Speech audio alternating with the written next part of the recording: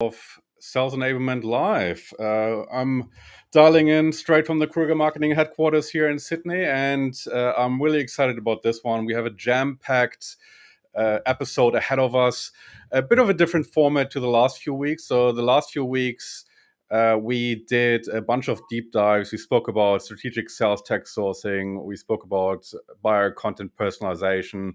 So if you're interested in catching up on those episodes, make sure to check out the State of Sales Enablement podcast.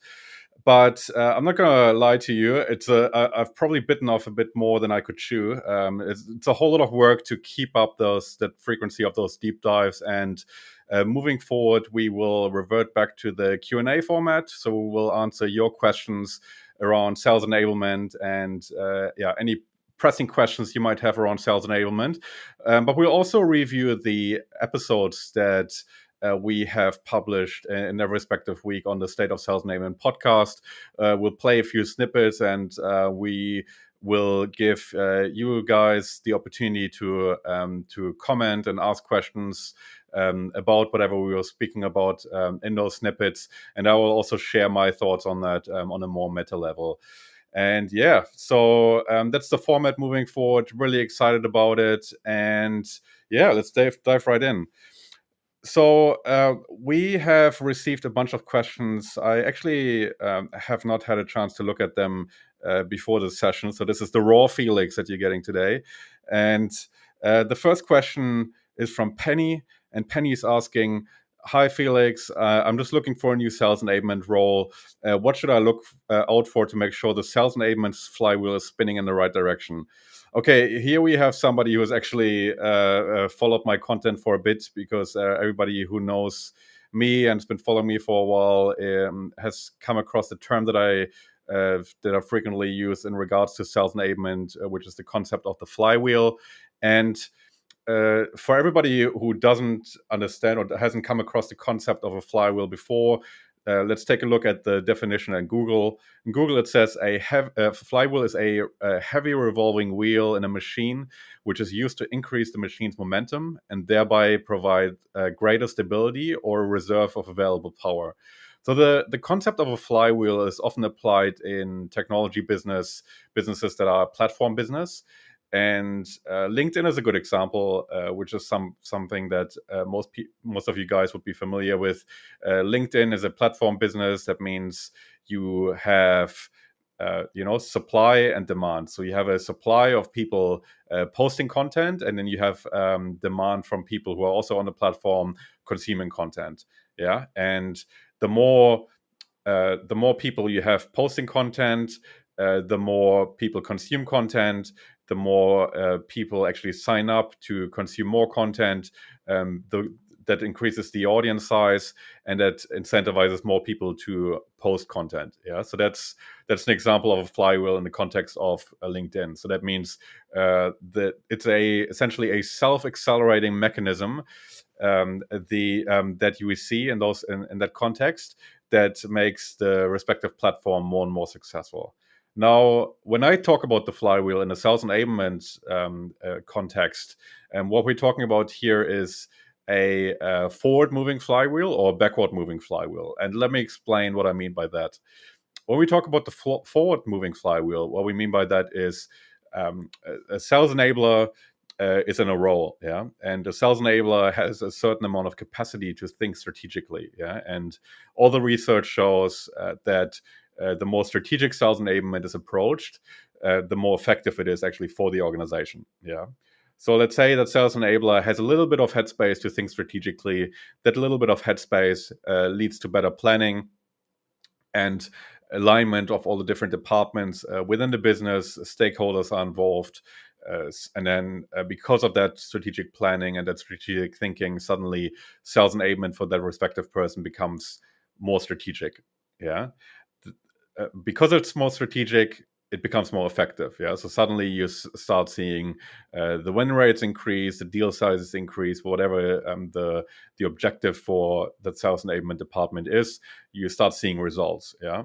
That then typically results in sales enablers getting a seat on the table with senior executives. Yeah, and this is a concept or a topic that is being talked about a lot. You know, everybody's talking about how sales enablement deserves a seat on the table with senior executives. I agree, but only under the condition that results are being generated. Yeah. So sales enablers, just because they have sales enablement in the title, don't automatically deserve a seat on the table with senior executives, but really should earn it. But I digress. So if those results are there, you get a seat on the table with senior executives. That also makes it more likely that you get more budget approved, yeah, for your sales enablement activity. That means you are potentially able to hire additional resources for your sales enablement team, or you're able to engage external vendors that support you with the implementation of initiatives, and which then again frees your headspace up to be more strategic. You're more strategic, you generate better results, you get more buy-in from senior executives, you get more budget, you get more headspace, and so on. So you get the concept, yeah. So over time, you actually improve the results and you get greater buy-in until you actually are able to focus as a sales enablement leader the majority of your work on defining the strategy and really being able to benefit from that work that you've done up front, been able to source more resources and generate greater results. Yeah, so that's the flywheel in a positive sense that we talk about. A flywheel, but also works in a negative sense that it turns backwards. Yeah, so what I mean by that is if you're in a role that is highly reactive, only responds to ad hoc sales queries, that often means that there's little to no headspace for strategic planning. You don't get the buy-in from other departments. The sales effectiveness suffers, which then often leads sales enablers to revert their focus of KPIs back to activity rather than results. You don't really get that face time with senior executives. You don't really get that approval for more budget, which then makes it even more stretched and so on. So the flywheel really works in both ways. And I personally have been in roles where I've experienced the backwards motion and the forwards motion. Luckily, in one role that I've occupied, I've been able to revert a backward motion back to a forward motion. And it's really hard to do unless you really switch jobs, but it is possible. Now, back to the question of Penny. So she was asking, what should I look out for to make sure the sales enablement flywheel is spinning in the right direction? So there's a whole lot of factors that play into that concept in ensuring that you set yourself up for success on that front. Something that I would really look out for is the stakeholder environment. And if your organization or the organizations that you're interviewing with, like a lot of companies, run you through 7 interviews, which I definitely not approve of, but there's also an opportunity in that you're able to meet more stakeholders face to face. So I would, if you have a chance, actually request that you talk to those key stakeholders that are involved in or touch on the sales enablement function. So typically that's, stakeholders like the sales ops leader, the marketing leader, possibly also the CRO. And what you do, what you want to make sure of is that there's generally buy-in for the sales enablement function, or the buy-in into the idea of having sales enablement in the organization. So that's the first step, and it's also a way to assess what's been done in terms of enabling sales in the past in the first place. So the alarm bells should really go off if there's a noticeable tension between sales and marketing, and the marketing leader, for example, doesn't want to have anything to do with the sales department. That's definitely a difficult thing to resolve that might not be within the scope of your ability. Now, the second part that you can also make sure to set yourself up for success is to also assess the sales team itself, and especially if you talk to the sales leader, it is really worthwhile asking what's been done in the past to enable the sales team. What's the average duration of a tenure of a salesperson at this company? If there's paths for development within the sales team, or if people typically for senior roles get hired externally. So all of those things can inform you and give you an idea and an insight into the culture that you will be dealing with when interacting with a sales team. And considering that the sales team is your primary customer after the actual customers, you really want to make sure that they are set up in a way that sets yourself up for success.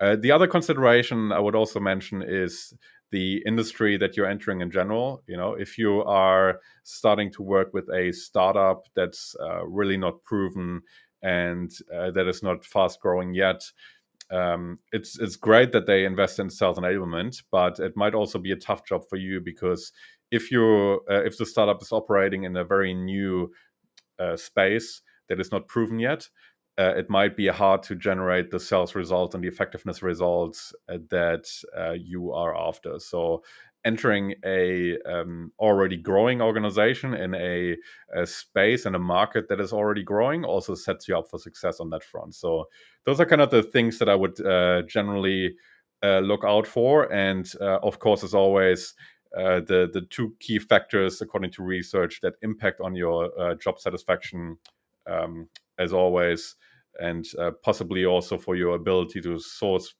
more budget and to get greater buy-in across the organization, is the culture in general, and also the relationship with your boss. And those are the things I would recommend to anybody interviewing for any role look for, and which also means if you're looking for a sales enablement role. So thank you for that question, Penny. The next question that we have is from Lyndon.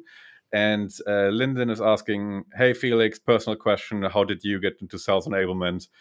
All right, I'm not going to bore you with my life story, but just to give you a bit of context about my career journey. So I initially started out working or studying marketing communications in Germany. I'm originally from Berlin. And in that marketing communication course, what I did was, it was a very practical course. And we are actually working on a lot of real world projects and problems for clients. So what this university that I went to did was they actually actively engaged companies from the industry to create briefs and work with the respective professor in the course on actually having students work on those projects. The companies obviously benefited from that because they received lots of strategic input from students. But then students like myself also benefited from actually that real world experience. And it really taught me to become really self-sufficient and really be able to be really crafty in the way I solve problems for clients. Yeah. And then actually, straight after I went to university, I relocated to Australia from Germany and had my first job here as a project manager in a software company, in a SaaS company. So that was one of the first online video platforms around, actually in general. One of the first ones in the world, but also one of the first ones in Australia. So they were a bit ahead of their time, but they actually suffered from that problem that they only had one major client, which was Telstra here in Australia, which is the equivalent to AT&T in America, for example. And what I did there was actually a variety of roles beyond project management. So I was also involved in business development, in marketing, and so on. And from there, I actually moved into media, which was a role that I stayed in within 5 years, which was my first sales enablement role. So for those of you who are not familiar with the media landscape, back in the days, so that was actually in 2010, the media landscape was really divided into traditional media, which was print, TV, radio, and new media, as they called it, which was online media. Yeah, and I had a role that was specifically focused on new media and specifically focused on a certain product category. And what I did was I essentially worked with a sales team on go-to-market strategies for specific products. I created content for those salespeople or for those sales teams. I accompanied pitches, did custom interviews, did reporting, and also worked on the implementation of delivery. So a bit of sales ops or general product ops involved as well. So it was a really broad and really varied role that I occupied. And again, that really forced me to be really creative and really become a generalist in the way I operated. And initially, as I alluded to earlier, I was really stretched for resource. So I was actually in the negative flywheel space. I was only responding to ad hoc requests, wasn't really able to think strategically. And that then changed at some point once we had new leadership in place. I was able to allocate more time to strategic thinking, and that completely changed the dynamic. So I was able to move from just reacting and trusting on the market growing and growing my revenue that way, to actually proactively influencing revenue growth and being really strategic about sales enablement. And that's really where we saw significant growth. So we had some products that we grew over the course of 2 years, 500% in revenue, and that was really due to that strategic approach. Then after that, I ran a first business, which was witch50.com, which is a senior digital news website for senior executives focused on the digital transformation space, where we work with big brands like Adobe, Oracle, IBM, Cisco, and so on. And in that role, I was chief product officer, so I was responsible for a whole lot of things, including sales enablement for our own sales team, and also was able to work with clients and their sales and marketing teams on enabling their sales teams to be more strategic about the way they engage senior executive audiences. And then I moved on to Kruger Marketing. Yeah, so that's essentially my professional background for anybody who was wondering. Now, the next question is from Rakib, and Rakib asks, Guten Tag, Felix. He noticed that I'm actually German. Guten Tag, Rakib. Ich hoffe, dir geht's gut. So Rakib says, I'm struggling to generate internal buy-in and alignment in my organization. I think part of it is that I have imposter syndrome. What do you recommend I do to engage department leaders that are much more senior than I am? So this is a problem that a lot of sales enablers, I think, deal with, especially if they are not senior and haven't really operated on a senior level. What I see across clients that I'm dealing with my business a lot of times is that companies dip their toes into sales enablement by hiring junior sales enablers, which doesn't really set them up for success necessarily if they don't really have deep experience in sales enablement itself or in dealing with senior executives. So there's a very steep learning curve that is required to make them successful. And I certainly have dealt with that myself. If one of the roles that I mentioned earlier, I wasn't in Australia for too long. English is my second language, in case you haven't noticed. And what you're dealing with then is, you're in a new country. For the first time, I was working in a business that was primarily Australian. So the first company that I worked for, the software company, had people from all around the world, really diverse, really multicultural. So it wasn't too much of a change for me, or it wasn't too uncomfortable for me. And then I moved into an Australian business, and it was extremely uncomfortable suddenly because I was the only person with an accent across the entire floor, and it was extremely Australian. So I certainly had imposter syndrome in those situations. And what really helped me is a couple of things. So first of all, you really have to clarify yourself why you care about your role. And even if you might not know everything and all the answers straight away because you don't have the experience, you really have to clarify for yourself, why do you care about what you do, doing what you do. And that a lot of times puts you ahead of people that have more experience, but they don't really care about their job. For them, it's just a job. They treat it as a 9 to 5 exercise. They clock out at 5 o'clock every day, and they don't really care whether they do that or something else. And really caring about what you do for a reason, and really setting your goals and clarifying yourself why you do what you do can help massively with imposter syndrome.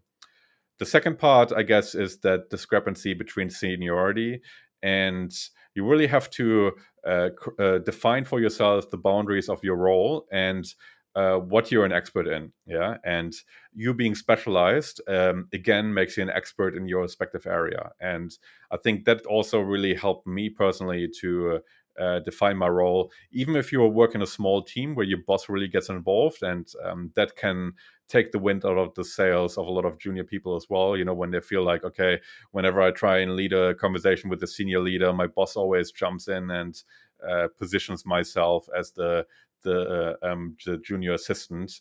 Uh, if you clearly define what your role is and what your responsibility is, you can overcome that dynamic. And in that situation, you would really, clarify to yourself, okay, this is what I do. This is what I know better than anybody else in the business. And that makes it much, much easier to think of yourself as an expert and to gain that confidence when you talk to more senior people. Because if they understand that you're specialized in a specific area, that you're the expert in that area, they will respect you more, and it makes it easier to have a face-to-face conversation and a conversation on eye level with those people.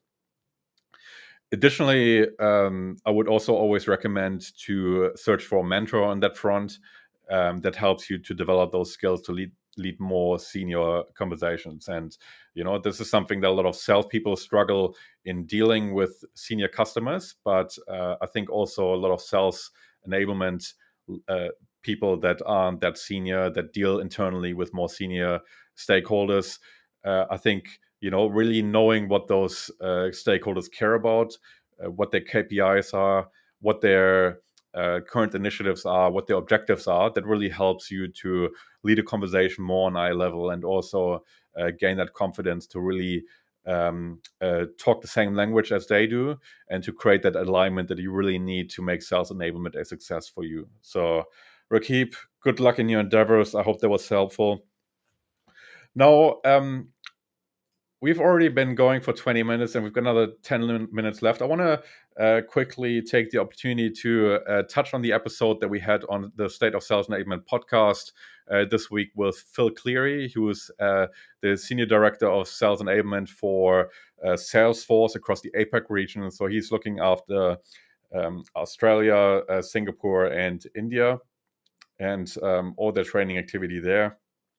Was an awesome episode. So for anybody who hasn't listened to it yet, I would definitely recommend you tuning in, so you can find the State of Sales Enablement podcast on all major podcast platforms, including Apple Podcasts and Spotify. So they're the most common platforms that our listeners use. Check it out there. And I quickly want to play you a clip of that interview, and then quickly comment on that. So without further ado, I will play that to you. Oh, we don't have sound. Why is that?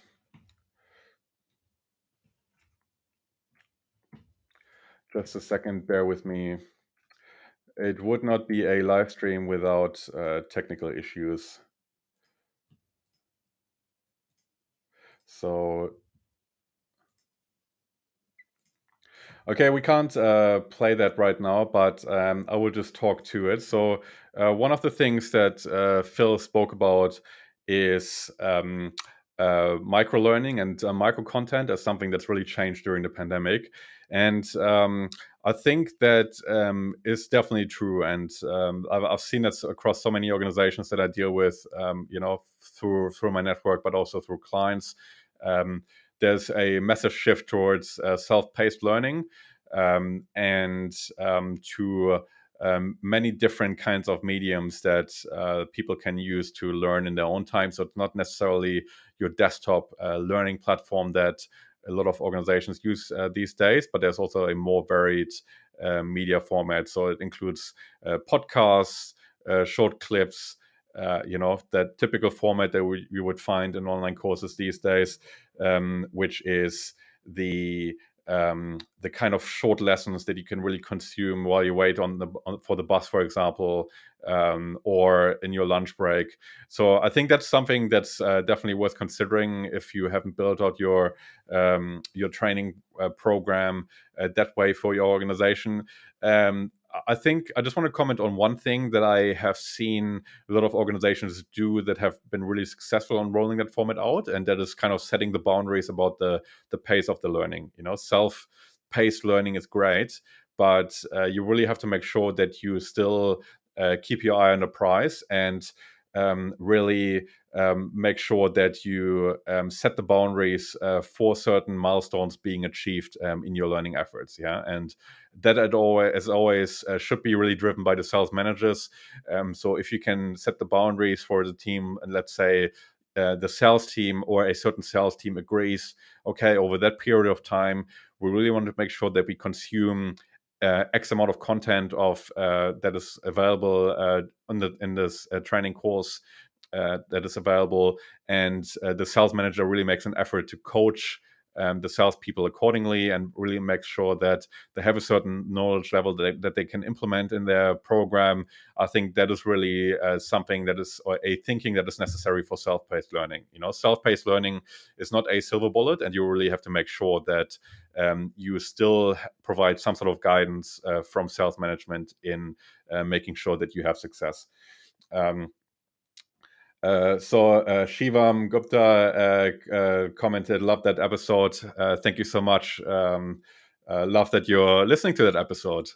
The other clip that I also want to touch on was Phil's comments on Salesforce 360. So he touched on the sales methodology that Salesforce uses, and I think one thing that really struck me in that methodology was that as a starting point, they used the market trends and market dynamics. And I think that is something that a lot of sales organizations struggle with, and they really struggle to build that connection between the market dynamics, the problems that customers need to solve, and how the solution on offer really tackles those issues. Yeah, so a lot of organizations that I see start with the problem, and then move on to the solution that they have on offer, which is still better than just talking about features, don't get me wrong.